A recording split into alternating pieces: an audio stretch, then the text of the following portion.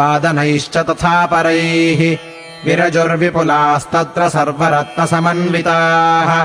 प्रदेयांश्च ददौ राजा सूतमागधवन्दिनाम्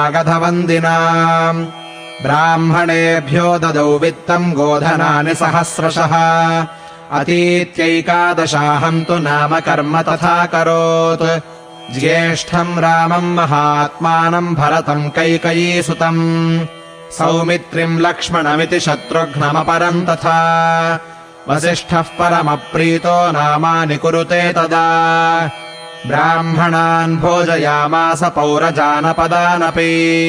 अददद्ब्राह्मणानाम् च रत्नौघममलम् बहु तेषाम् जन्मक्रियादीनि सर्वकर्माण्यकारयत् तेषाम् केतुरिव ज्येष्ठो रामो रतिकरः पितुः बभूव भूयो भूतानाम् स्वयम् भूरिव सम्मतः